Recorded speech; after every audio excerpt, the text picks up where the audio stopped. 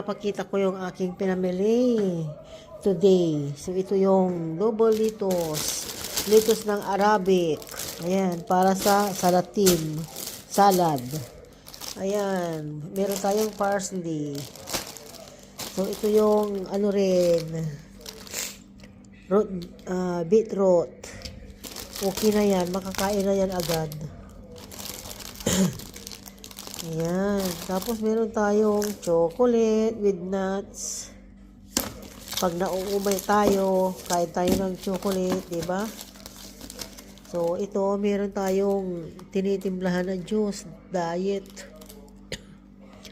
Tapos, ano niya? Iskulyot. Ano yun? Pumilo. Flavor. Tapos, ito, anabim. Ubas flavor. So, dalawa ang aking kinuha. Tinitimplahan lang yan, malamig na tubig, tapos buhusan mo ng konti, okay na. Tapos, tignan yung ating talong. Sobrang fresh, kaya dinamihan ko na. Ayan, o. Diba? Alam nyo, ang talong, kapag magaan, babae. Pero pag mabigat, lalaki. So, yung mabigat, di ba? Siyempre, babayaran mo yun kahit maliit, mabigat.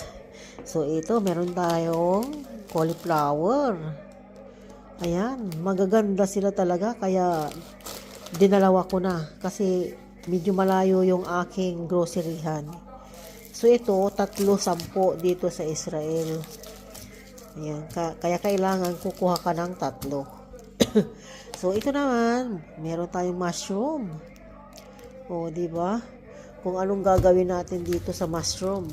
Fresh na fresh sila, oh. Talaga, bagong balot. So, ito naman, meron tayong chocolate. Kapag tayo ay nauumay. Ayan, pangkapi sa umaga. Ayan. Masarap ito. Mamun na mamun ang dating.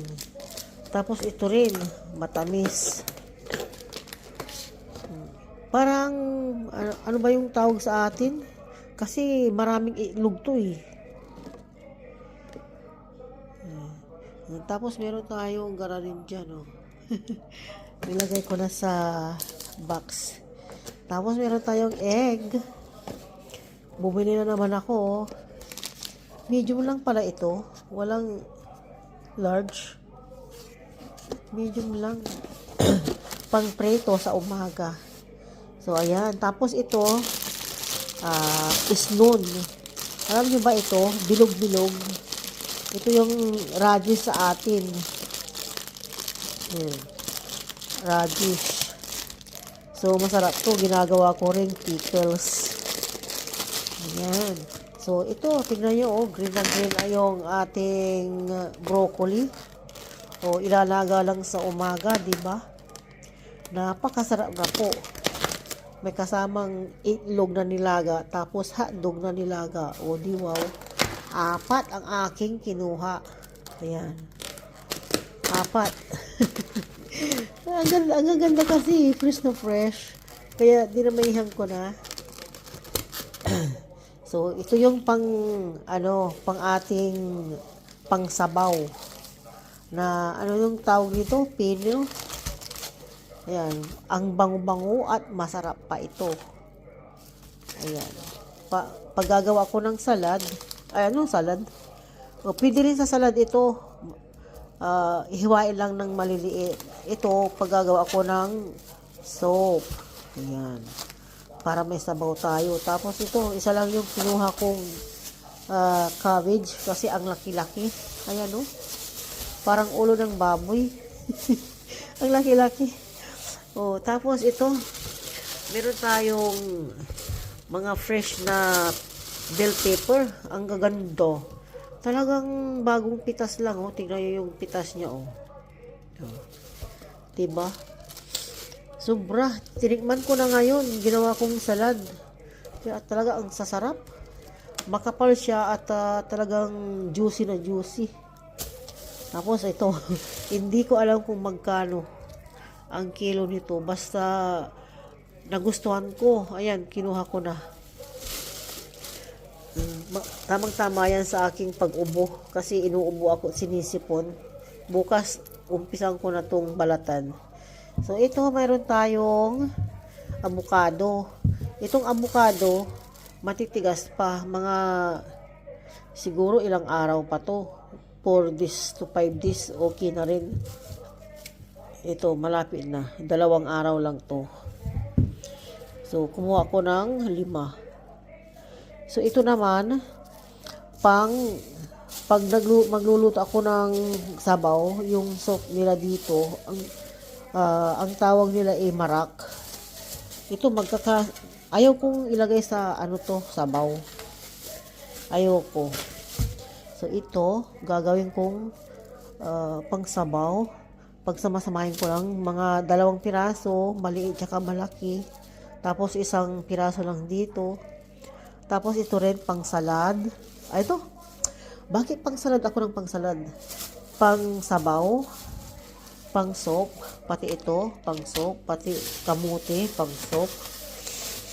Kapag nagluluto ako ng, pang sabaw, nilalagyan ko ng kamuti kasi ang tamis, ang sarap sa sabaw. Tapos, ito rin, 1 pirasong sibuyas ang ilalagay ko. Tapos, meron din tayong pagsalad na ito. Ang sarap na maliliit na pipino. Yung ito, gagawin kong salad. Pero yung mga medyo malaki, gagawin kong pickles. So, ayan. Meron din tayong pulang sibuyas. Ayan. Kasi yung sibuyas na puti, pang pang luto, pang gisa. Pero ito, pang salad. Okay? So, meron tayong parsimon. Ayan. Ang gusto ko sa parsimon, yung medyo matigas pa. Kasi gagawin kong, islasin ko rin. Ayan, oh. Ang sarap. Matitigas pa talaga yung aking kinuha. Tapos, ito yung, meron tayong apple. Ito yung gusto kong apple na may dilaw-dilaw tsaka pula. Ito yung pinakamatamis at sobrang crunchy. Diba? O, ayan. Sobrang lutong nito. So, tignan nyo mga guys, fresh na fresh.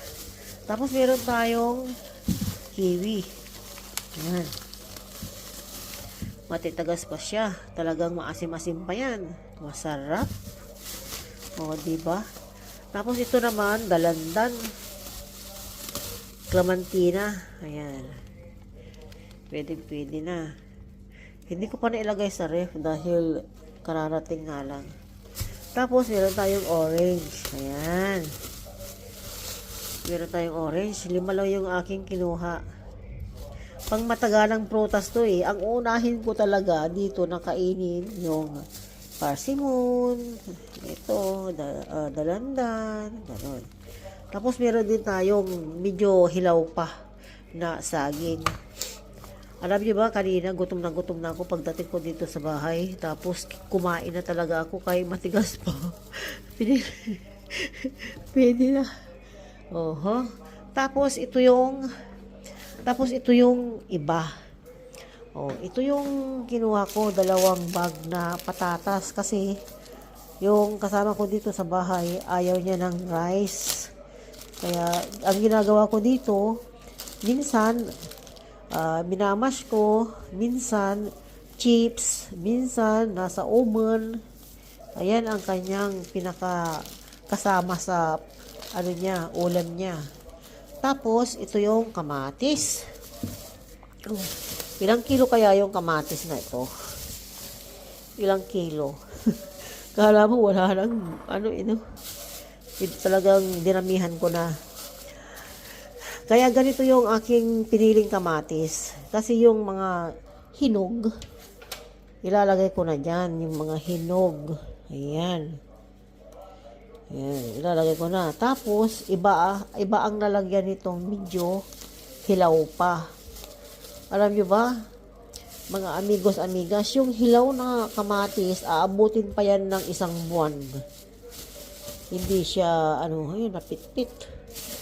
Hinog na kasi. Ayan. Ay. So, Ito, mas maraming hilaw. Ayan. Ibubukod ko po yan. So, paano yan, mga amigas, amigos? Hanggang dito na lamang po tayo. So, maraming salamat po sa inyong panunood at suporta kay Amiga. Ay, tingnan nyo, pag hinog na hinog talaga, malalamog na eh. Ayun, pero ilan lang yung kinuha kong hinog. Kasi, syempre, nagamit ko na ngayon, pangbukas, sa susunod na araw. Tapos yung iba naman, hindi pa yan mahihinog sobra. So, ayan. God bless us all, mga amigas, amigos. Thank you so much. Bye-bye. Sa ulitin ulit. Salamat sa panunood ninyo. Bye. Bye. Ito, ilalagay ko na sa ref. Tapos yung ano namin, yung meat namin, ang pinakano ko lang. Ito. Hindi ko na pinakita sa inyo. Kasi, syempre, meat yan. Mangangamoy na pag hindi ko agad ilagay. Tapos, ito fish. Ito mga manok. Tapos, adobo. Karne. Ayan. Bye! Salamat sa inyong lahat.